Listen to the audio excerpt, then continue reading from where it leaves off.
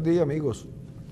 Buen día para todos ustedes que siguen este programa en Global TV y por supuesto también los que lo hacen en YouTube posteriormente a que se termine y luego a los que lo ven en directo en Periscope. Hoy es martes, un martes del mes de septiembre, acercándonos rápidamente al evento que pudiera ser el más importante de este año en la política venezolana, como son las elecciones del 15 de octubre. Ya los candidatos están en campaña y todavía no se sabe qué va a pasar con la Asamblea Nacional Chavista. La Asamblea Nacional Constituyente, ¿no? Chavista, digo yo. O cubana. Yo no sé si la sede, yo no sé si la sede es comunal, chavista o cubana. Yo prefiero decirle chavista porque me parece, porque como todos ahí son chavistas, sí, entonces yo digo chavista, pero es porque todos son chavistas, no por otra cosa. Allí hay un debate, bueno, no sé si habrá un debate allí porque no se debate nada. Es más, yo creo que tienen como un mes de instalado y no creo que hayan participado mucho en la tal asamblea. Las asambleas son para que la gente participe, lleve opiniones y tal, pero yo no lo he visto allí. Yo he visto muy pocos participando en torno a la nueva constitución, a lo que queremos, a pesar de que debe ser difícil porque Chávez dijo que esa constitución no la podía reformar nadie. Y de verdad, si nos atenemos a lo que dijo Chávez, entonces esa gente está ahí sin hacer nada. Y me he preguntado muchas veces, ¿quién les paga a esos señores? ¿O es que acaso le pagan con lo que le dejaron de pagar a la Asamblea Nacional? Bueno, lo cierto es que las elecciones están en proceso, los candidatos están andando, pero todavía hay alguien que todavía sigue preguntando, ¿y si los inhabilitan? En este país hay tantos políticos inhabilitados como presos. Entonces uno no sabe, de repente los inhabilitan y entonces comienzan unos sectores de oposición a discutir acerca de quién sería o no sería el candidato, si esto es bueno, si es malo, que por eso se debe o no se debe votar. Yo lo que creo es que quiten en los sitios donde ganó un candidato, debe quedar alguien de la alianza que ganó. El que ganó debe tener la preeminencia. Pero lo que sí creo es que ya debería comenzar un debate en el país en torno a qué vamos a hacer con lo que tenemos. Hay muchas opiniones. Ender me acaba de informar que leyó en un portal un trabajo de Ricardo Hausmann. De Ricardo Hausmann y Santos. Y Santos, sí, Ricardo Santos, que tienen una visión, pero también está la visión de este célebre economista venezolano a punto de genialidad llamado García Bánchez, que caramba, hay que tomarlo en cuenta porque tipo de una genialidad poca vista, ¿no? Y no me vayan a decir que estoy haciendo sarcasmo porque así trataron a David Ricardo en su momento. David Ricardo tuvo que defenderse y defender sus propuestas diciendo que él no era el culpable del asalto a la Bastilla, con aquello de la fraternidad, la igualdad y la libertad. Probablemente Venezuela esté en manos en presencia de un David Ricardo, de un García Bánchez.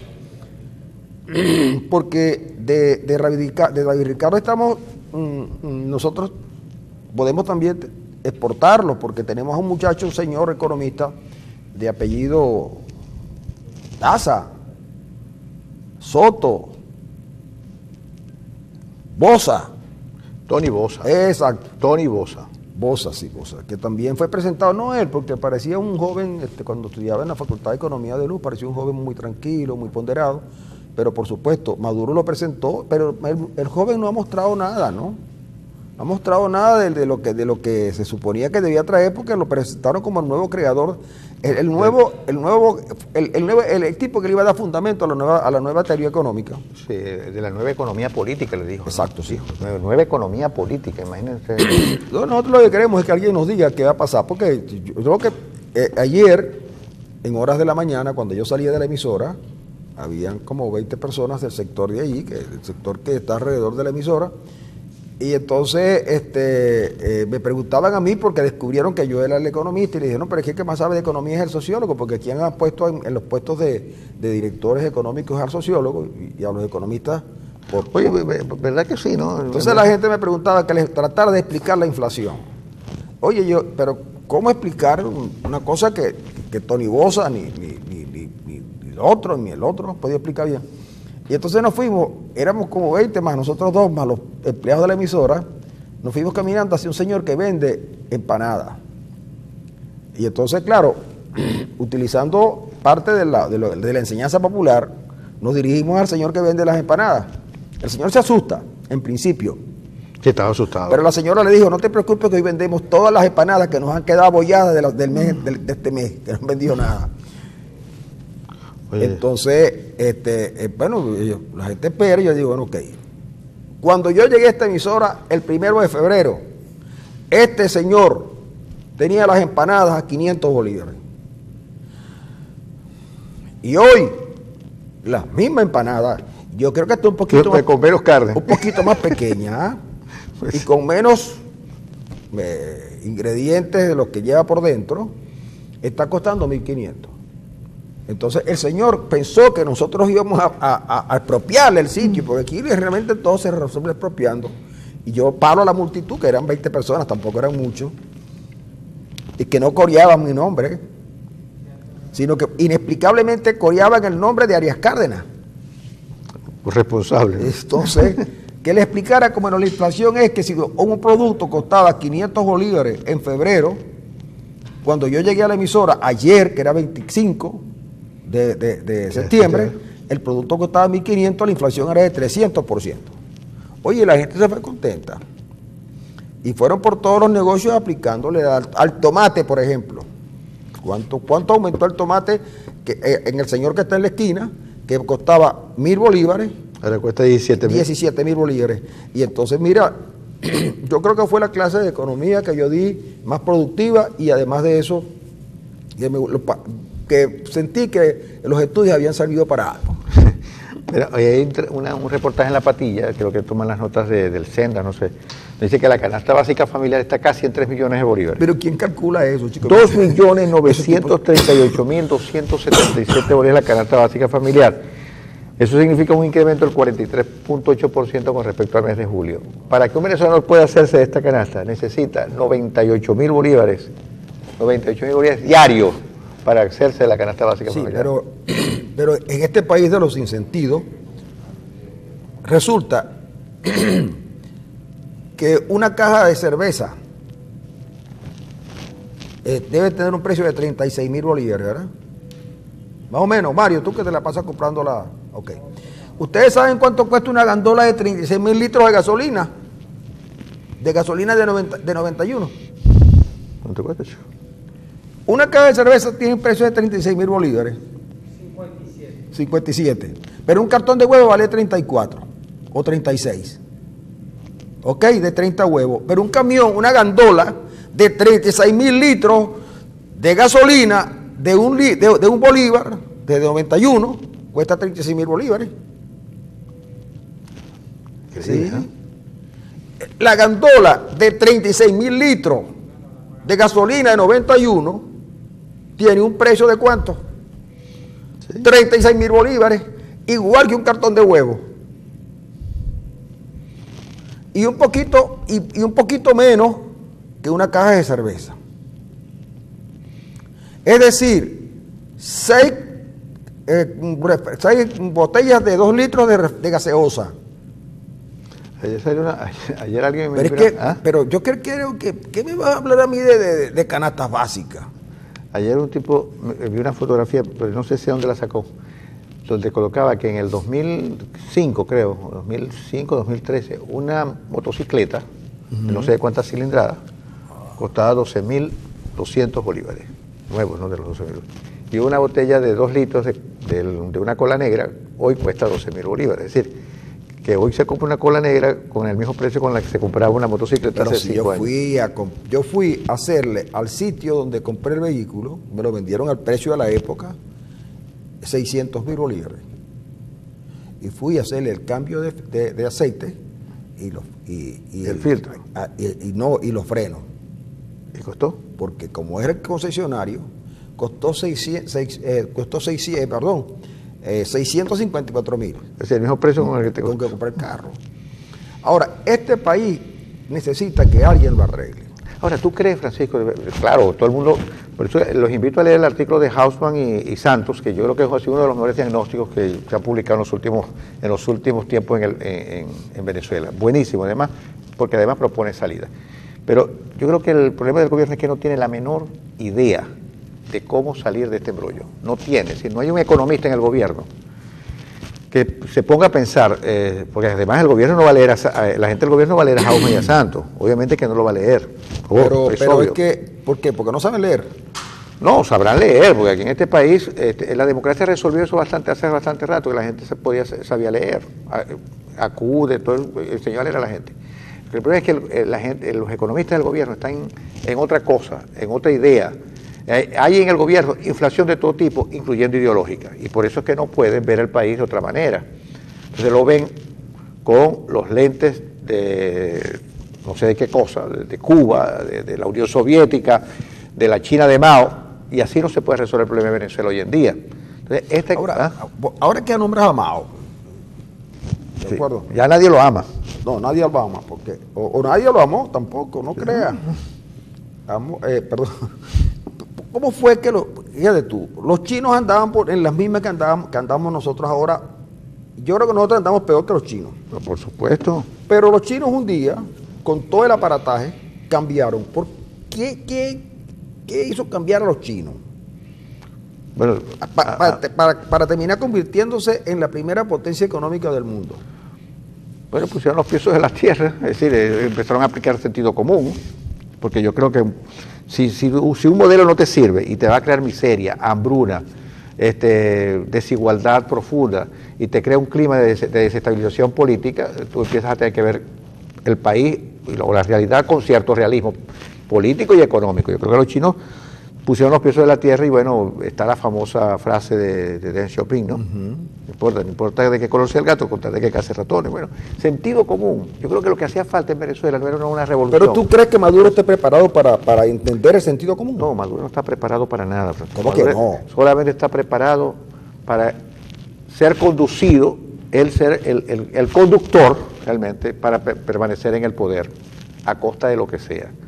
Sin importarle el dolor del país. Pero tú no crees, a mí de verdad que lo que me asalta y me preocupa es que tú hablas con tal convicción y yo te creo. Y hablas de Hauman y Santos, de lo que escriben, y yo te creo. Y dices que el gobierno no lee a Hauman y a Santos, y yo también te creo. Pero, y voy a los automercados, y puedo corroborar que tú tienes razón. Y veo cómo PDVSA, que antes era acusada de 1000 crímenes, hoy está peor que antes. Y oigo a Arias Cárdenas hacer un discurso en las cuñas y habla de una vamos a hacer al Zulia un país fuerte en lo agrícola, importante en lo pecuario. Un estado, dice tú. Sí, y además vamos a hacer un estado industrial. Y entonces tú los oyes hablar y yo digo, pero entonces ¿qué Arias no ha ido al mercado hace tiempo? Arias no debe saber lo que es la industria. Para no hablar de Maduro, porque ya de Maduro todo el mundo habla, ¿no? Sí. Y entonces uno dice, oye, pero no habrá alguien que les diga, mira señores, por este camino que vamos estamos mal. Porque es que la gente cree de verdad que en estos días, ya ayer o hoy hubo un repunte, va a haber un repunte de los precios del petróleo que llegan a 60. Y mucha gente cree que con $60 el barril ya Venezuela resuelve los asuntos que tiene. Y no los va a resolver con esos dólares, sobre todo si los que te entran en dólares, tú los liquidas a 10 para el dólar, que llaman el dólar militar. Entonces, los venezolanos siguen pasando necesidades. Y entonces tú ves que hay tragedias en Venezuela como la que ocurrió en Charoní y la que está por ocurrir en el lago de Valencia. Y tú ves cómo Venezuela destina dinero para todas las islas de las Antillas Menores, más Puerto Rico, más Cuba. Y ves cómo el gobierno rechaza la ayuda humanitaria por orgullo. Es por un orgullo de no aceptar que la Venezuela de Chávez, que Chávez le prometió al mundo que iba a ser un gran país, que iba a hacer la luz, el faro que guiara a los otros países del mundo, estaba en tan situación calamitosa que tiene que recibir ayuda humanitaria. Por eso no la reciben. Por eso no la reciben y entonces el venezolano sigue sufriendo y lo que le queda es la huida. Al venezolano pero van a quedar los chavistas gobernando con todas las asambleas nacionales constituyentes que quieran, pero no van a resolver los problemas del país. Aquí mismo, en una zona más o menos, el mismo sector de Pueblo Nuevo, Las Playitas, hay unas roturas de agua, de las tuberías de aguas negras que no pueden ser solucionadas con poco dinero. Tienen que hacer una inversión. Y se sabe que hace ya un tiempo esas tuberías de aguas negras estaban en mal estado. Pues no las arreglaron. Entonces cuando tú te acercas al gobierno a decirle, mira, arregla esto, y dice, no, eso es hidrolago. Entonces tú dices, pero mira, que no, eso no es hidrolago, eso es la gobernación, no que es la alcaldía, no que es la... Entonces... Empiezan a pelotear el asunto, ¿no? Ayer, cuando yo pasé por una de esas zonas que está en mal estado, en la 9B con la 60, la gente del Consejo Comunal me pedía, por favor, que hiciéramos la denuncia correspondiente. Yo le dije, llamen a Arias, que venga aquí, Arias Cárdenas, que venga acá a Pueblo Nuevo, o que vaya allá a Las Playitas, a la avenida, no sé, pues por ahí por la avenida 10, para que arregle. Entonces, tú dices, bueno, chico, la oposición, dicen algunos que tiene proyectos, debe haber proyectos sueltos. Yo quisiera ver uno completo, pero no importa. Pero es que el gobierno no, uno no sabe de verdad qué es lo que el gobierno quiere. Ahora fíjate, mira, ¿cómo se ordena una sociedad y desde dónde se ordena? Desde el Estado. El Estado es el mejor ámbito para organizar el orden social, político y económico. Ahora, ¿qué ha hecho este gobierno? Lejos de tener un proyecto de orden, nos crió el caos y el desorden. Este país es un desorden, este país es un caos. No hay por dónde cogerlo, no tenemos una hoja de ruta para saber hasta dónde vamos a llegar. Es decir, no sabemos hacia dónde vamos. Quien debe saberlo es el gobierno, pero es el que menos lo sabe. Hay alternativas, claro que ahí en la oposición hay un proyecto de país que se le ha presentado al país. Ahora, el problema es que en la oposición no es una sola, hay muchas oposiciones. Hay una oposición que es oposición a la oposición, imagínense ustedes. Y es una oposición que le dice a la gente, mire, no vaya a votar porque estos son unos traidores. Pero resulta que si usted no va a votar el 15 de octubre, los opositores de la oposición quedarán contentos, pero el país quedará muy mal, porque las 23 gobernaciones quedarán en manos de la gente que nos tiene así. Entonces, usted elige, y esto no es ningún chantaje, ninguna extorsión de la oposición con respecto a la sociedad venezolana, como dice hoy Armando Durán. No se trata de eso, se trata que es un problema de vida o muerte, porque la política en Venezuela acortó tanto la distancia entre la vida y la muerte, que es necesario hacer política para prolongar la vida de la gente. De eso se trata. Cuando uno dice, ojalá que este gobierno tuviera soluciones, ojalá que Maduro se diera un golpecito en la cabeza y despertara al otro día pensando de manera distinta para encarrilar el país. Nadie quiere que este gobierno fracase porque significaría el fracaso del país. Ojalá que irrumben el camino. Nadie quiere un desastre. La gente quiere salir de este problema. Pero si el gobierno tiene la menor idea, la más prostituta idea de cómo resolver este problema, tiene que darle paso a otra gente. Y la otra gente tiene un proyecto de país, tiene un proyecto de vida. Ayer vi una fotografía, Francisco, una fotografía en el Twitter del Boulevard Sabana Grande en la década de los 80 y 90. Te dice la nota, esto no es Bruselas, esto no es Francia, París, esto es Sabana Grande de Caracas, no sé yo. Oye, tú veías ese pedazo de ciudad, la gente en los cafetines, conversando, jugando ajedrez, una cosa impresionante. Bueno, esa cosa que parece una banalidad quedó totalmente liquidada en Venezuela. Entonces, mira, esta gente destruyó un país. Pero es que yo te voy a decir lo siguiente, yo no he vuelto a Caracas hace muchos años, y por supuesto, las veces que he ido, rápidamente no me he montado en el metro. Pero tú llegabas a Caracas y veías al metro y era una cosa verdaderamente impresionante, claro, de limpia, ¿no? Ahora me cuenta la gente que por desgracia tiene que transitar por ahí y dice que eso está hecho a perder, que Caracas es una cosa verdaderamente horrenda. Pero eso ya lo trataríamos en otro momento, porque el problema es ya aquí, discutiríamos sobre el sentido de la belleza, ¿no? Sí. El socialismo tiene sentido, en algunos lugares tuvo sentido de orden, ¿no? Y el orden lo transmitieron a la parte estética. Pero este socialismo, como yo te preguntaba ayer en una entrevista que te hice en en una emisora de radio, este socialismo no es socialismo, esto no es nada. Estos son unos tipos que descubrieron a unos, me perdonan la expresión, a unos venaditos y se los están comiendo. Y como ya se comieron los venaditos, ahora se van a comer los conejos. Sí, pero que por cierto, te cuento que ocurrió un accidente en una casa. Porque tú sabes que las niñitas, cuando ven un conejito, se vuelven locos. Ay, qué bonito También conejito. los niñitos, cuando ven un conejito, se vuelven locos.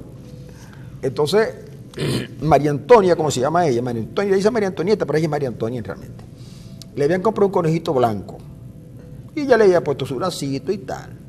Bueno, pero le compraron su conejito cuando el papá tenía con qué, pero la cosa se fue poniendo fea.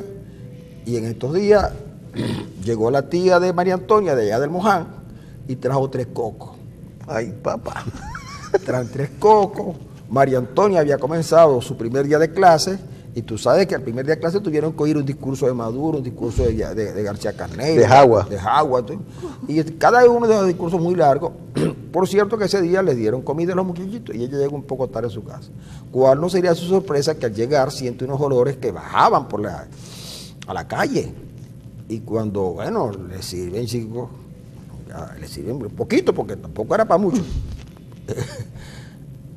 La tía había propuesto comerse el conejo porque ella había oído en el autobús que venía del Moján para Maracaibo que el presidente había ordenado que se comerse al conejo. Bueno, y se lo comieron con los 3 cocos que la señora llevó y la muchachita se comió la primera parte y dijo que comida tan sabrosa.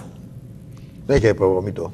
No, chico, después cuando ella se entera, cuando ella empieza a tocar, Pepe, Pepe me aparece y comienza a llamar a la madre, porque Pepe era juguetón también y se iba para la casa de la vecina, el conejo.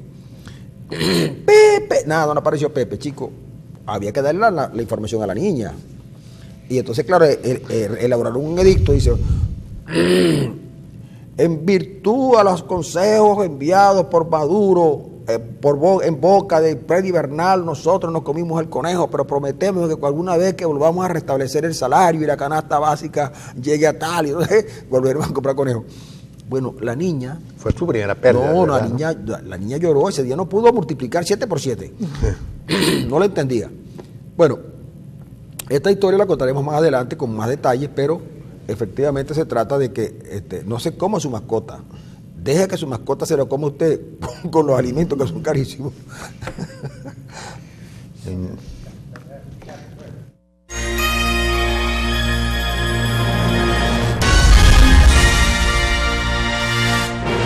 Aquí seguimos, amigos. Hoy no sé por qué no han puesto la música, que tanta falta nos hace a nosotros para deleitarnos con los éxitos del pasado. Del pasado y del más allá. Sí.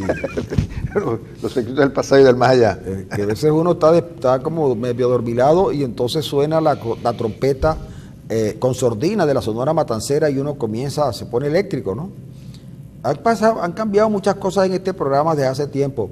Lo primero es que ya no hay café y ya tampoco hay música. Pronto no habrá locutores. No habrán los conductores, no vendrán y así poco a poco pues Oye, por nos cierto, iremos despidiendo de lo que antes fue este programa de radio y televisión en radio, en televisión. Por cierto, ayer Conatel suspendió el programa, un programa de la Mega, de la 100, sí, lo suspendió. El informe, yo no tengo el informe, tengo algunas notas que expresa Conatel, pero como el programa es en Caracas, ¿no? Sí, es un programa de la Mega de Caracas. De la Mega de Caracas, Conatel dice que ahí se entrevistó a un niño, de Margarita. Ajá. Y parece ser, según Conatel, que el trato que los conductores del programa le dieron al niño no fue el más idóneo, por tratarse de un niño además, donde se hicieron algunas sugerencias, que si eso fue así, si es verdad lo que dice Conatel en el informe, yo creo que los conductores de ese programa deberían revisarse de verdad, pues, ¿no? de verdad, porque mira lo que dice el informe. El informe dice que el programa se llama Calma Pueblo, es de la 92, de la 107.3, de la Mega, en Caracas. Fue sancionada por la Ley de Responsabilidad Social en Radio, Televisión y Medios Electrónicos. Dice que los conductores Verónica Gómez, José Rafael Guzmán y Manuel Silva, en el programa del 18 de septiembre, emplazaron a un niño de 7 años de edad a definirse como opositor chavista, al tiempo que lo etiquetaban como homosexual por sus preferencias futbolísticas. Eso lo dice Conatel. Los hechos ocurrieron durante una llamada telefónica en la que los locutores hablaban con un niño que decía estar en la isla de Margarita, identificado como Alejandro. Al principio el menor le preguntaban qué tipo de comida llevaba al colegio y se sentía contento por comenzar nuevamente las clases. La nota de prensa de Conatel detalla que Gómez lo invitó a decir si cuando grande prefería ser como el jugador de fútbol Lionel Messi o Cristiano Ronaldo. El infante se decantó por el segundo y de inmediato la locutora comenta en vivo: "Ah, gay, bueno", indica el texto subido en la página del organismo estatal. Calma Pueblo se transmite entre las 6 y las 9 de la mañana. Es un programa de humor que, además de hacer comentarios satíricos sobre distintos temas, también suele hacer un repaso por la noticia del día a través de la prensa nacional. Parte de su equipo, como Manuel Silva y José Rafael Guzmán, también formaron parte de Chatén TV, sacado del aire por presiones del gobierno de Nicolás Maduro en contra de Televen, como informó en junio del 14 a través del Twitter su conductor Luis Chatén. Yo no, porque nosotros estamos aquí en Maracaibo, yo no escucho el programa. No, claro que no. A esa hora además nosotros tenemos nuestro programa también en radio, y no sé los entretelones del asunto. Pero si es cierto lo que dice el informe de Conatel, yo creo que Verónica Gómez no estuvo bien, no estuvo feliz, porque obviamente no se puede maltratar a un niño de esa manera, decirle que, sí, sugerir además. Pero valga el caso para lo siguiente. Yo pude oír el programa, una parte del programa donde se... Claro, aquí se trata de una cosa, porque aquí no se trató de una... Si lo definitivamente sacar el programa del aire, debería haber una investigación. Bueno, pero no, hay una cautelar sobre el programa. Yo lo que creo es, aquí hay varias aristas y sería bueno que lo analizáramos de esa manera. Primero, tanto en radio como en televisión debe haber suficiente responsabilidad para decir las cosas sin que esto implique que tengas una espada de Damocles. Sí, claro. Sino porque tú tienes una ética y una manera de ver las cosas y un sentido de lo que es el ser humano. Entonces, eso te permite a ti tener opciones de dirigirte a un público que no conoce, pero muy amplio, en los mejores términos y tratando de llevar a la gente tu criterio, no importa de qué se trate, si tú estás o no de acuerdo con él, pero en fin de cuentas es tu criterio. Pero cuando comienza, por ejemplo, entre el sarcasmo y la ironía y un poco de falta de adecuar las cosas, se puede fallar. Se puede fallar porque a veces, bueno, no se le toma el pulso a las cosas. Antes no había las leyes que hay ahora, que son más punitivas. Antes había un reglamento de radio y televisión.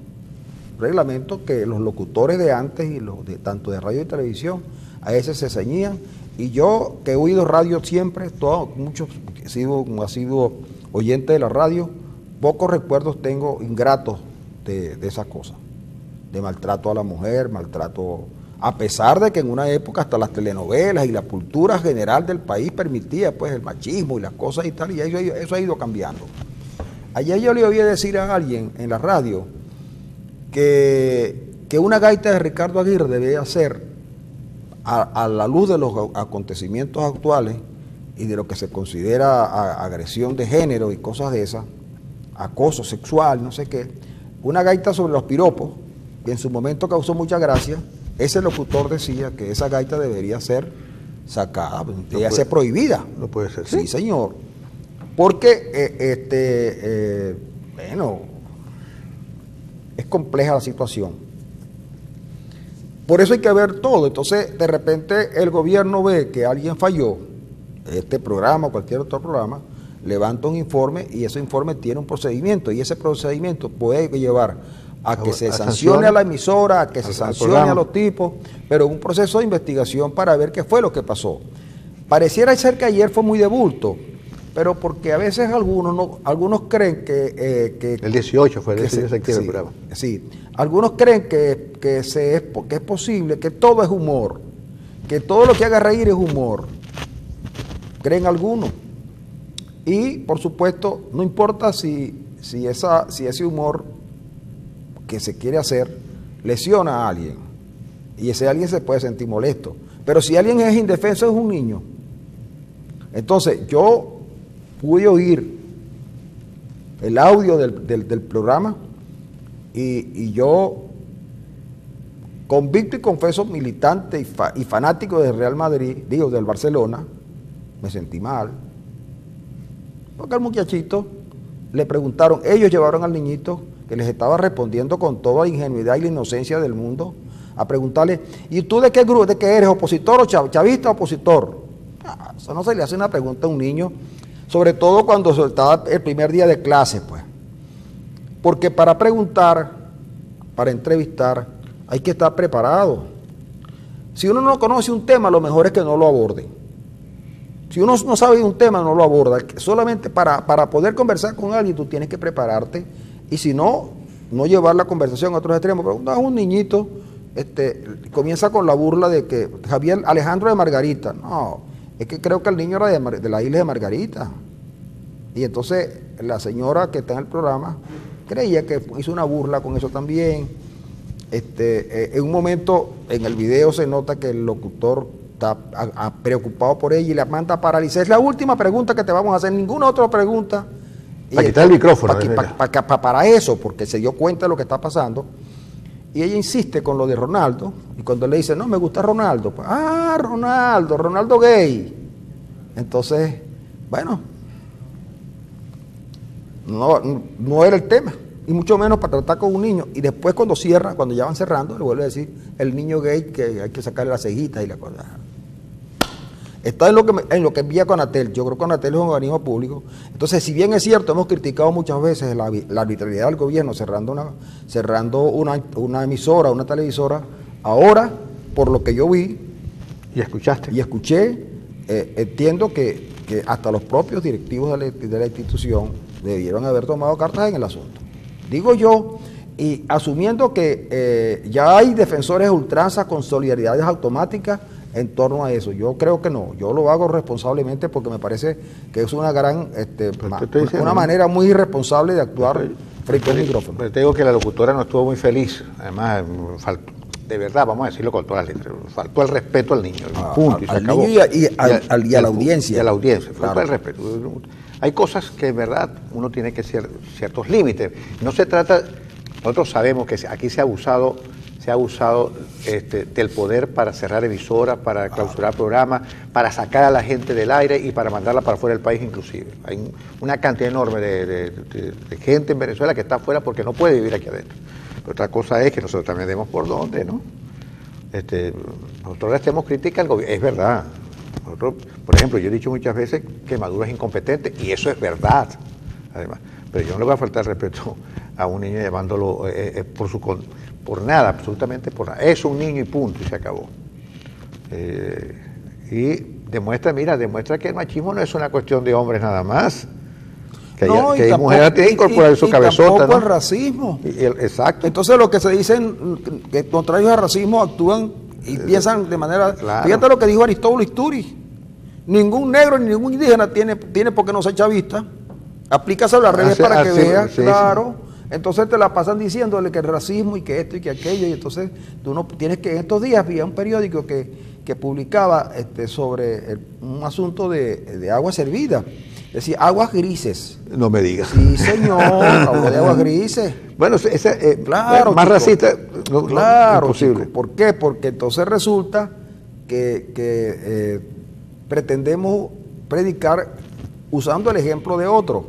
Ese es el gran problema que tenemos y eso tiene que resolverse. Mira, la falta de solidaridad que tenemos en Venezuela es enorme. ¿Cómo? Mira, pareciera la forma como la impunidad ha calado tanto en el venezolano. La impunidad ha calado tanto en el venezolano que aquí se comete un crimen y el tipo que lo comete dice, no, es que yo soy menor de edad. y como menor de edad yo salgo en libertad 2 años, y entonces ese menor de edad paga por el crimen de otro, o simplemente cometen un crimen o un robo y se va muy tranquilo porque sabe que la policía no los va a buscar, y en algunos casos cuando la policía los va a buscar les pide dinero. Sí. Yo lo denuncié una vez aquí, dije que los chatarreros se llevan las bocas de visita, pero la policía hace el negocio, le llega a cualquier chatarrero, tenga o no tenga bocas de visita, y entonces lo extorsionan, le quitan dinero. ¿Por qué? Por la impunidad. Pero ha llegado a tanto que en Maracaibo, por producto de las protestas, en un sinsentido que yo nunca no le vi lo cívico, destruyeron los semáforos. En una cosa increíble, destruyeron los semáforos. Y no me estoy poniendo en el plan de los que dijeron que habían tumbado, derribado 3.000 árboles y que iban a llevar a la cárcel a los manifestantes por destruir 3.000 árboles, los mismos tipos que entregaron el arco minero para que destruyeran el 12% del territorio venezolano. No, pero los semáforos, que son una manera de organizar también un poco el tránsito de la sociedad y tal, la gente no lo está respetando. No, aquí cualquier... La gente no está respetando los semáforos. Se pasan las rojas. Claro, ya. Pero ocurre y tiene que ir con mucho cuidado. Es decir, porque es que ya no, la gente eso fue un proceso de educación de entender que los semáforos, porque no podían tener policías en todas las esquinas.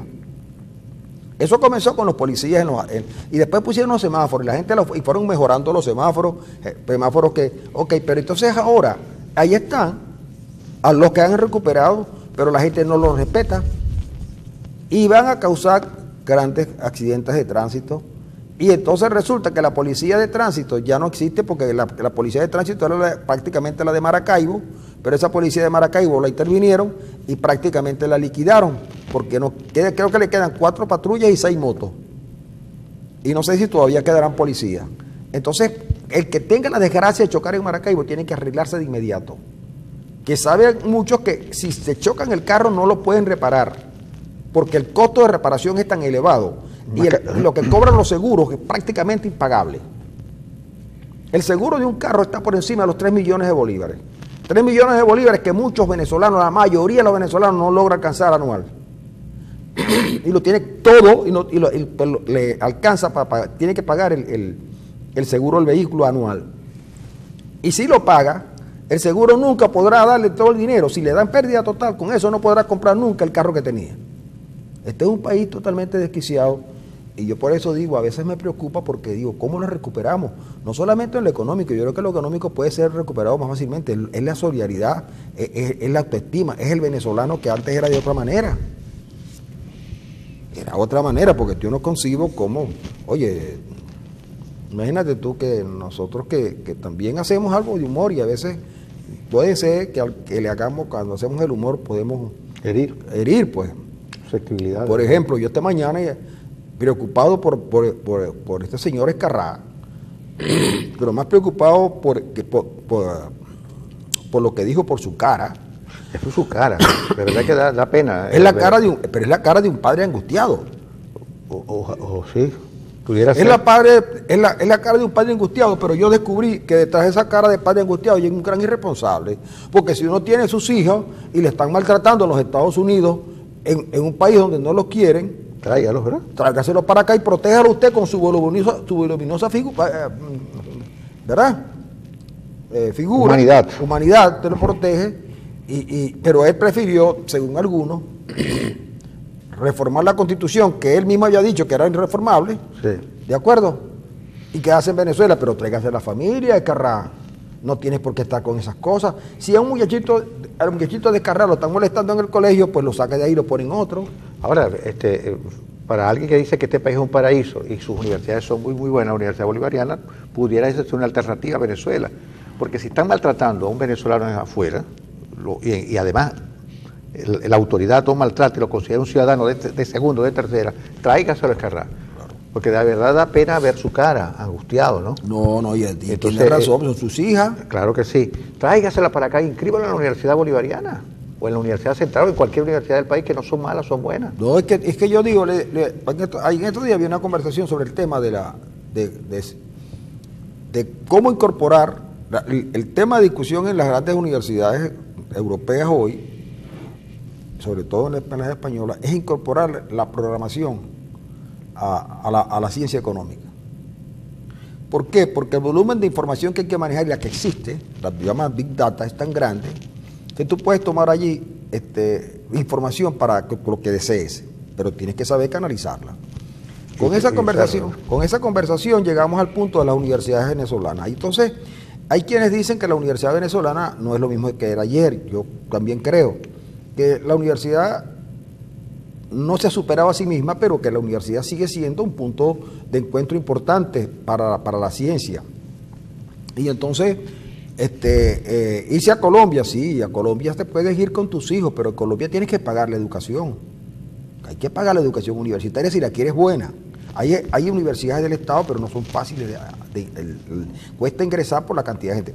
Ahora, yo digo, estudia en universidad venezolana y prepárate en el exterior. Es una buena base todavía la enseñanza que te otorgan en unas universidades venezolanas, no en todas, pero en todas las escuelas. Pero negar la importancia de la universidad venezolana en estos tiempos es cometer un error. Yo creo que se puede, mire, avanzar. Hay un ejemplo. Una vez por los problemas petroleros, la escuela de ingeniería química y la escuela de ingeniería petrolera se resintieron un poco. Y la Facultad de Ingeniería de Luz prácticamente cerró la escuela de química. Pero durante ese proceso prepararon a todos sus profesores para el relanzamiento y efectivamente eso ocurrió. Es decir, lo que hay es que tener políticas para ello. Pero nosotros necesitamos otro tipo de planteamiento y poner al frente a los verdaderos universitarios.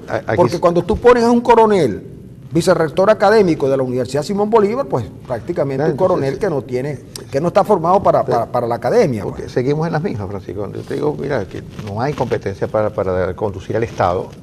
Yo me refiero a todos los ámbitos y a todas las dimensiones del país. La educación es una importantísima, vital para la formación de nuestro capital humano. Bueno, no lo tenemos. Las universidades hoy en día están en mengua, se asfixian financieramente. Desde el punto del conocimiento estamos en alparada, no podemos comprar, no podemos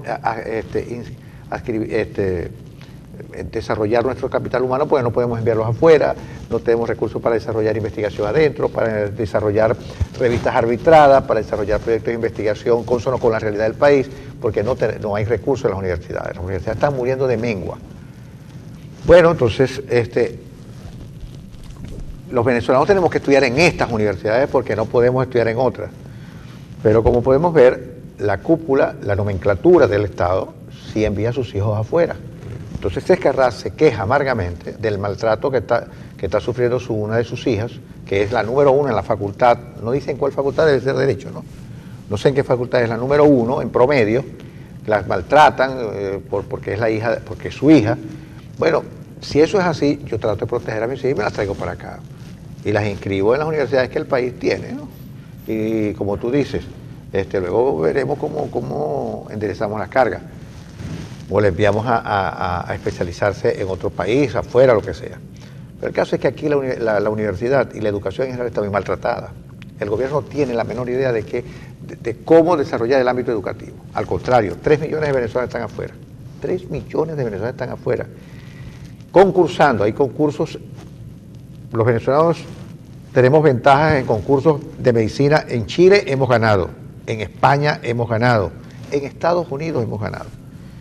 Venezolanos, porque están bien formados, ingenieros están bien formados.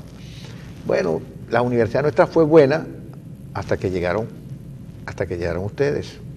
No, y fíjate tú, por ejemplo, que no se trata de la dictadura, porque yo tengo la información por la gente de la universidad, que aquí hubo un rector de apellido Leonardi que era perejimenista, y no estoy seguro si el doctor Leonardi era militar, pero con el doctor Leonardi llegaron a Maracaibo, a la Universidad del Zulia, una cantidad enorme de buenos profesores. O sea, no perdió la brújula de lo que era la universidad. Era una universidad, esta universidad que conocimos después es una universidad que vino de Leonardi. Ahora, ¿qué pasó con Leonardi? Que después vino el doctor Borja Romero y con su gestión opacó cualquier otra gestión, pero se dejó de lado a Leonardi. Y dicen lo que ahora la gente dice, que Leonardi fue un excelente rector, a quien no se le han hecho los reconocimientos que debían hacérsele. Y en todo caso, por lo menos que la gente sepa que hubo un rector de apellido Leonardi, que cuando entró a la universidad no fue para cerrarla, sino fue para tratar Para desarrollarla. para desarrollarla. Bueno, y se trata de proyectos de país también, de proyectos de vida también. Se nos ha ofrecido un proyecto. Aquí alguien me dice que Suiza es un país socialista y que es un país bueno establecido, un país socialista con un estado de bienestar. No es que es un país socialista donde se expropió a los empresarios, no, es un país socialista porque el Estado protege a su población, un estado de bienestar, pero que cree en el libre mercado, efectivamente. Aquí en Venezuela, y lo dice por cierto Ricardo Jaume, dice se ha maltratado a la propiedad privada, pero no es la causa por la que estamos así, y él enumera las causas. Es bien, por eso yo se lo recomiendo ampliamente. Suiza es socialista. No es socialista en los términos en que nosotros conocemos la realidad venezolana, o como usted, que me escribió este mensaje, ha leído que fue la Unión Soviética. Es un país de estado de bienestar, es decir, de un estado que garantiza que los ciudadanos tengan una alta calidad de vida, pero que creen en la libre empresa, en la oferta y la demanda, en las leyes del mercado.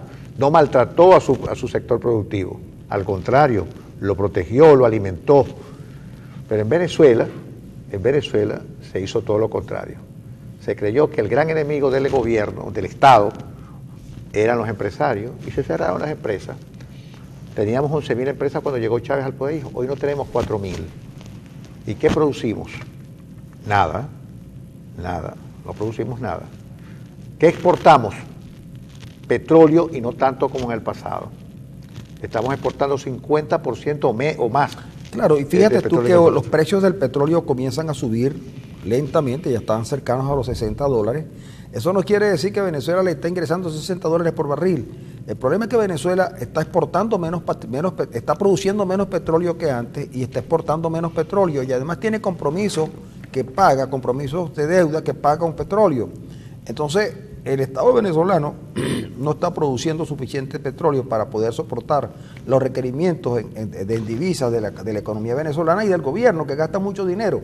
Porque un gobierno que está en condiciones tan deplorables, piensa lo siguiente: en estos días llegó un buque con trigo y armaron una laraca porque llegó un buque con trigo. Como cuando no estaba pasando necesidad y llegaba el tío con una bolsa de pan, y entonces uno hacía una fiesta. Trajeron pan y refresco, qué bueno, tío. Entonces así pasó. Yo vi al vicepresidente en eso, y ahora la gente dice: nosotros somos los únicos en el mundo que tenemos la bolsa la caja clave. Pero bueno, chicos, pero no les da vergüenza. Mira, pero fíjate que ahora que dices el precio del petróleo 60, en la Venezuela con Chávez vivo, el petróleo estaba el precio promedio, en $101 el barril. $101 el barril. ¿Qué hizo Chávez? Con $101 el barril, endeudó el país, cuadriplicó su deuda. Y no se preparó el país para las vacas flacas, que iban a venir porque siempre vienen. Las vacas flacas también pasaron, las vacas flacas también se las comieron. El día que se empezaron a comer los conejos, porque las vacas flacas también se las raparon. Exactamente. $101 el barril en el momento, el promedio del Chávez vivo. 101, no es cualquier cosa. Y no le bastó. El país se endeudó. Ahora imagínense ustedes, supongamos el mejor escenario, supongamos que el petróleo llegue a $70, que es difícil, pero supongamos que llegue. No nos basta porque dejamos el país en los estropicios. Por eso es que no es suficiente. Bueno, nos vamos a ir a la pausa, pero en unos instantes regresamos porque voy a conversar con Ender Arena acerca de las sanciones de norteamericana y la responsabilidad que ese personajillo llamado Julio Borges tiene en estas decisiones del gobierno norteamericano. Es para que la gente vea cómo es que dicen que nosotros y que los venezolanos y que no tenemos poder. Ve cómo tenemos a Trump, ve, comiendo en la mano.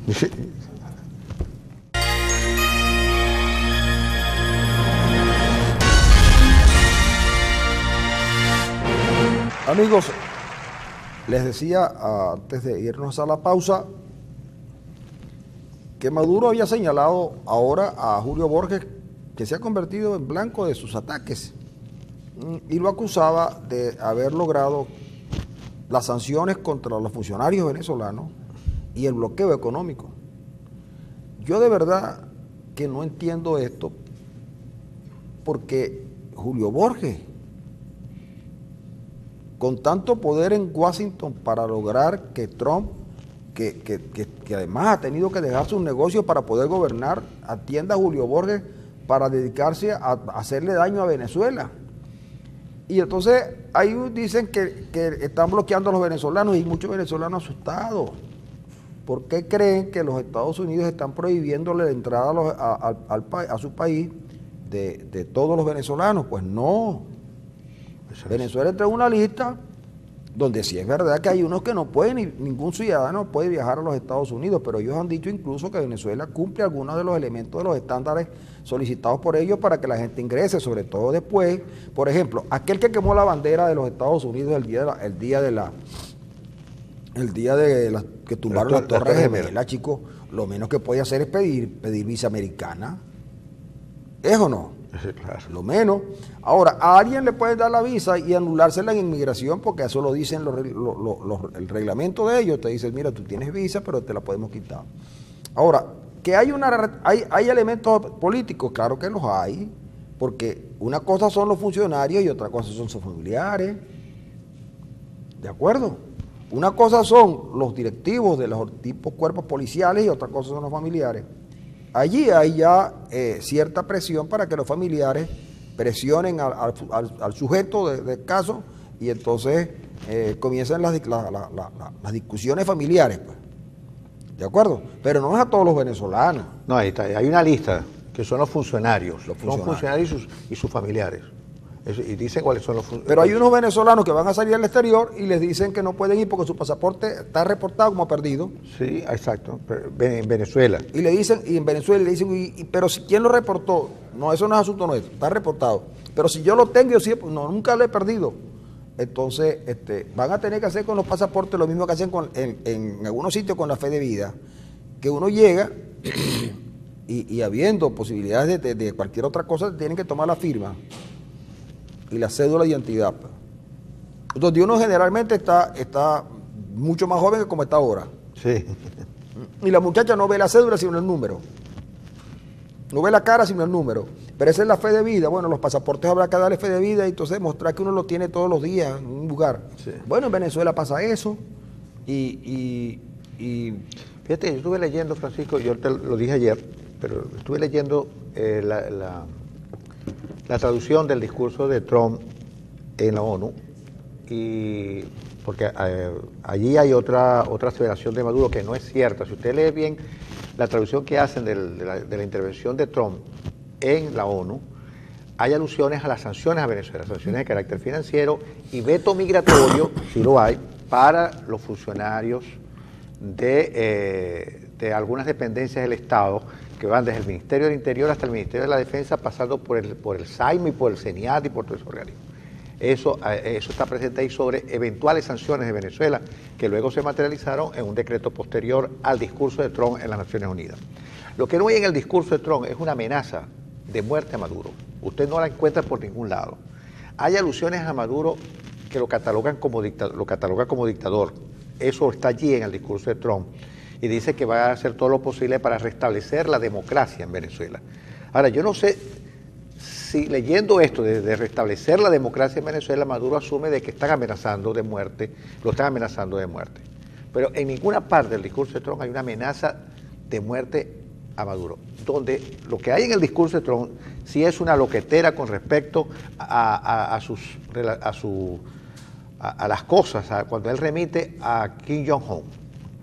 Es decir, que es otro loco, es decir, el mundo está en manos de unos locos. Ahí sí hay alusiones de Trump directamente a amenazas a Kim Jong-un, inclusive dice que a Corea lo va a desaparecer del mapa. Pero con respecto a Maduro no hay ninguna alusión, ninguna amenaza. Yo no sé de dónde saca Maduro que en el discurso de Trump hay una amenaza directa a su vida, porque en ninguna parte se lee esa cuestión, a menos que a Maduro le hayan traducido mal el discurso de Trump, o la prensa haya traducido mal el discurso de Trump para que leamos otra cosa. O Maduro quería que Trump... O Maduro para darse cierta bomba también, como líder martirizado y victimizado por los Estados Unidos, para darse esa bombita y dice que Trump lo está amenazando. No. Pero ahí no hay ninguna alusión, de verdad, no hay ninguna alusión. Ahora, si la gente quiere creerle a Maduro, ya es un problema de Maduro. No, pero la gente no le cree a Maduro esas cosas, Arena, no crea. A Maduro no le cree la gente, eso no se lo cree, pues. Sí, obviamente. Pero para Maduro no fue el que dijo que iba a sacar, que le daba 72 horas al billete de 100, chico. Bueno, fíjate, ya vamos por Pero yo no te voy a hacer más, te voy a decir eso. Maduro dijo que le iba a dar 72 horas en diciembre. En diciembre. ¿Y dónde está el billete de 100? Vivito y coleando. Ah, bueno, pero escaso, chico, ¿no? entonces te vas a poner con esas cosas. Oye, ahora. por cierto, la crisis del efectivo sigue siendo una cosa terrible para el país. No hay manera de conseguir más allá de 10.000 bolívares en los bancos. Sí los consigue. Ahora, no hace mucho se encontraron depósitos con millones y millones de billetes de 100 en Paraguay y en Brasil. ¿Qué hacía ese dinero ahí? Nadie sabe. ¿Quién se lo llevó? Nadie sabe, porque obviamente ningún cristiano normal y corriente puede sustraer del país semejante cantidad de dinero. Pero el gobierno apunta hacia dónde, no sé a dónde apunta, pero no hacia ellos, apunta hacia otra parte, porque aquí nunca el gobierno es responsable de nada. Ellos han instalado en el país la irresponsabilidad organizada, porque de todo son responsables siempre los demás, ellos nunca, para nada. Y el venezolano ha cambiado mucho. Fíjate, aquí dice Venezuela nunca ha producido nada, porque el venezolano es flojo, es un atenido, siempre lo ha sido. Viene un extranjero al país, hace dinero, va un venezolano al extranjero y regresa sin nada, porque nada sabe hacer. Eso no es verdad. El venezolano es flojo. Nosotros venimos todos los días para acá a las 5:30 y ya hay gente en la calle que va a trabajar sin transporte público. Vaya a las pulgas, vaya allá al centro para que usted vea a la cantidad de gente esperando las camiones, los buses o el transporte público inexistente porque tiene que ir al trabajo. Los venezolanos salieron en descalzo, sin camisa, en caballos hacia Colombia y de ahí siguieron hacia el sur. Atravesaron ida y vuelta a los Andes, sin ropa. El venezolano no es flojo, no es flojo. Han hecho de la cultura de la flojera, sí, casi dirigida desde el Estado, que es otra cosa. El venezolano es flojo, el venezolano trabaja, y trabaja tanto que ha tenido que irse al extranjero porque aquí no consigue trabajo, o el trabajo que consigue no está remunerado lo suficiente para poder comprar lo que le sirve para vivir. Yo la semana pasada le citaba el artículo de Plinio Apuleyo Mendoza, donde el primer párrafo es dolorosísimo, porque habla de cómo los venezolanos la pasan mal en Colombia y cómo él mismo se siente más o menos tranquilo cuando escucha que un venezolano ha conseguido trabajo en una peluquería o en una tienda de ropa. Venezolanos bien formados, estudiados, bien preparados, de cuarto nivel inclusive. Entonces, no es que el venezolano es flojo, pero si no hay manera de que mediante políticas se ponga a producir este país, obviamente tiene que irse. Y no, ojo, los que han venido han traído sus cositas. Y por eso es que vienen, las dejan y vuelven a irse. No crea. Hay muchos chavistas, chicos, que niegan hasta eso de los venezolanos, ¿no? Así que, si vas a Maicao, encuentras todo el efectivo. Bueno. Dios los bendiga, saludos a sus familias. Ende, por favor, no ofendas al gobierno de que no produce nada, pues te diré que sí producimos. Producimos hambre, muerte y desolación por falta de medicamentos, tristeza en la sociedad por no encontrar los alimentos variados en todos los comercios y sobre todo impotencia por no poder hacer nada ya que están protegidos por las armas del ejército, dice Segovia. Esto lo dice un señor llamado apellido Segovia. Todo está bien, todo estaba bien hasta que llegó el barbarazo, dice otra persona que nos escribe. Venezuela. El alcalde de aquí de Cabimas nos tiene pasando necesidad ya que se lleva la comida a los supermercados y no ha hecho nada por la ciudad, solo robarla, dice Levia Rosendo. ¿Quién es el alcalde de Cabimas, Francisco? Un señor de apellido Bracho. ¿Sí? Félix Bracho se llama. Es de buenos días. En el gobierno están mal y van peor. El problema es que no hay buenos economistas y solo malas políticas. Solución, desmontar el control de precios y elecciones libres. Esto lo dice Benito Paz.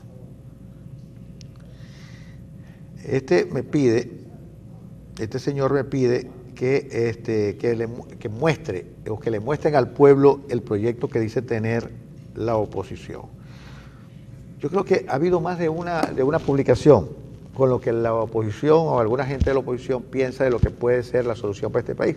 Inclusive lo recomendado hoy por Hausmann y Santos es parte de un proyecto de país, además, una idea de lo que puede ser la salida de la crisis económica que tiene el país. Yo creo que mucha gente lo ha expuesto, pero el gobierno no escucha, sino a Serrano Mansilla. Y Serrano Mansilla lo que le pide al gobierno es que establezca que el yuan como medida oficial para medir las cosas que nosotros exportamos y las cosas que y nuestros ingresos en divisas, como si las cosas no se materializaran finalmente en dólares. Entonces el precio del petróleo está a 300 y tantos yuanes, pero si nos los pagan en dólares, no en yuanes. Sí, pero el problema es que si cambiamos, no tenemos más dólares, pero ahora tenemos yuanes, pero nos sirven los yuanes para alguna cosa distinta a lo que logramos con el dólar. Lo que pasa es que en el fondo la angustia viene dada porque el gobierno necesita recursos y como los americanos son los de esa moneda llamada dólar, y los americanos y seguramente los europeos también están en la misma situación, entonces ellos creen que comerciando en yuanes, ellos van a lograr que los chinos, los rusos y los indios les presten dinero. Y ellos saben que ese problema no se resuelve de esa manera. Ese es el inconveniente. Pueden tener yuanes, rupias, todas las monedas del mundo, pero denarios. Y fíjense que si la Unión Europea entra en las sanciones similares a los Estados Unidos, veríamos cuántas transacciones se hacen en yuanes en el mundo, o en rupias, o en piastras. Lo que pasa es que a veces uno, chico, yo les voy a contar una anécdota para terminar este programa de cómo son los economistas cuando están acorralados. Cuando yo empecé a estudiar economía, ya yo era militante de la Juventud Comunista, pero muy ingenuo también, ¿no? Y poco educado, y creo que también bastante inculto, y poco conocedor de la historia. Y yo llegué y leí que en los Estados Unidos había habido la crisis de los años 30. Y entonces yo pensaba que si había una crisis un poquito más fuerte de los años 30, se caía el capitalismo. Se caía el capitalismo, pero lo que se cayó fue Bretton Woods y el dólar se fortaleció. Y de allá en adelante, que cosa que quede claro, había volatilidad con el Bretton Woods, que era con el patrón oro. De allá en adelante fue el dólar quien marcó la pauta. Y a pesar de la gran deuda que tienen los Estados Unidos, sigue siendo el horizonte, el guía del mundo. Y a pesar de que los chinos pudieran acercarse en volúmenes de transacciones y cosas de esas, y en dinero, y que los chinos son acreedores los principales acreedores de los americanos. Sin embargo, el dólar tiene larga vida. Ahora, usted ve, el general de Gaulle también dijo que no quería dólares, que le pagaran en oro. ¿Y en dónde terminó Francia? No el general de Gaulle, que sabemos dónde está. Entonces esas son maneras de no querer ver cómo son las cosas. Porque los chinos, si los chinos nos quieren tanto, deberían enviarnos para acá, como enviaban los soviéticos a Cuba. Que los chinos no nos cobraran la deuda, que no nos quiten el petróleo, que los rusos no nos cobren por las armas. Pero la primera medida es ese control de cambio que le da a los militares los dólares a 10 bolívares, chicos. Eso es obsceno. Eso es una obscenidad. Porque todo el mundo sabe que el venezolano está comprando hoy sus alimentos a un precio que está muy por encima de los regulados que dice el gobierno. Y lo que utilizan para las cajas CLAP son para la corrupción. Y lo saben los militares, lo saben los civiles y lo sabe todo el mundo. Entonces no nos llamemos a engaño. Con esto, amigos, lo que se pone al descubierto es que en un país petrolero como Venezuela no hay gasolina En un país petrolero no tiene gasolina, pero eso sería lo de menos. Yo lo dije empezando el programa. ¿Cuánto cuesta? ¿Cuál es el precio de un cartón de huevo? 36.000 bolívares. ¿Y cuánto cuesta una gandola de 36.000 litros de gasolina 91? 36.000. Usted puede, pregúntele usted, mire, es tan incongruente lo de los $10 lo del dólar por 10 bolívares, como esto. Y haga sus cuentas. Saque sus cuentas para que observe qué clase de país tenemos y quién lo está dirigiendo. Entonces no son los serranos mancillas, ni los lobos, ni los sanguinos, ni este y aquel. No saben lo que están haciendo porque no quieren darse cuenta de la realidad. Sí, bueno. Ahora, si uno no se quiere dar cuenta de la realidad, el país se nos va a acabar por completo y ok, listo. Un día alguien vendrá. El día que ya no entren más dólares, ahorita deben estar contentísimos porque el petróleo llegó a $60. Pero no el venezolano. Y no se sabe cuánto, porque si una cosa es opaca, es PDVSA. PDVSA no se sabe nada. Lo que se sabe de PDVSA fue que en estos días capturaron a toda la división de Occidente y lo llevaron preso por traficantes y bandidos. Y todavía quedan más. Mira, aquí nos escribe el señor Mario López, dice que en Machiques ahorita, en este momento, no hay transporte, no hay gas y hay racionamiento eléctrico, dice el señor Mario López. Este dice, yo soy el chulo y quiero que me ayuden con el carro porque lo tengo malo. Él es el chulo. Sí. Imagínate tú. Venezuela está sufriendo por culpa de Maduro. No hay efectivo en los bancos. Si voy a sacar 50.000, me dan 10.000 nada más. Eso lo dice Damaris Montiel. Bueno, amigo, Venezuela sí produce, dice produce malandro. Si no, venga el Marite, la banda de los perros los tienen asociados. Dice Luis Olavarría. Azotado. ¿Ah? Azotado. Azotado, sí, señor. Buenos días. ¿Quién deja pasar el efectivo a Maicao? Las autoridades, lo mismo que hacen con el contrabando de la gasolina. Bueno, sí que un reportaje que mostró Panorama en estos días, las autoridades saben que llevan los paquetes para Maicao. ¿Por qué los llevan? El que va para Colombia, en el camino, el pasaje a Maicao cuesta 60.000 bolívares. Y tú no puedes pagar ni transferencia ni nada, tienes que dar efectivo. Tienes que ir al terminal y ahí los 100 bolívares te los convierten en 80. ¿De acuerdo? Da 120, te da un billete de 100. ¿Ok? Y entonces con eso compras los 60.000 para pagarle a los carritos. Los carritos llevan, el pasaje cuesta, el carro lleva 300.000 que los llevan a Colombia y los cambian en pesos también. Y se traen los pesos. Claro. Pero la policía y los guardias nacionales saben todo eso. ¿Cómo crees tú que van a pasar las gandolas? ¿Cómo fue que destruyeron la laguna de Sinamaica, chico? Entonces, lo que pasa es que cuando tú te consigas un militar, tú no le puedes preguntar nada. Y si tú le quieres preguntar algo, el tipo te mira feo y se toca seguido a la cacha. Upa. Así, como en el oeste. Así. Como el Marshall Dillon. Claro. Yo, por supuesto, lo confieso aquí, yo nunca le he visto los ojos a un militar. Lo que yo le he visto a los militares siempre ha sido los zapatos que los tienen pulidos. Yo no sé cómo será ahora, pero antes los tenían pulidísimos. Y si eran de la Marina, tenían la hebilla, que aquello uno se podía ver. ¿Esta hebilla era de oro? No, eso es una hebilla, pero de acero, pero muy abajo, que no se podía afectar ahí.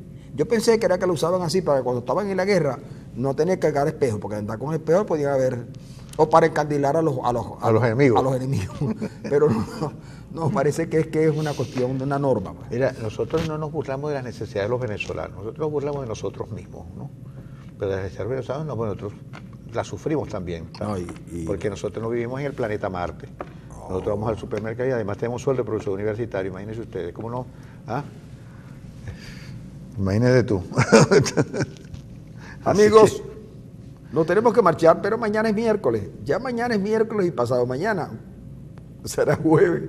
¿Estás loco que venga el viernes? No, mira, créemelo de verdad que ando otra vez con problemas de salud. De salud. Entonces, pero bueno, nos vemos mañana miércoles. Que sí le vamos a contar la historia de la muchachita que perdió el conejo en la mesa. Porque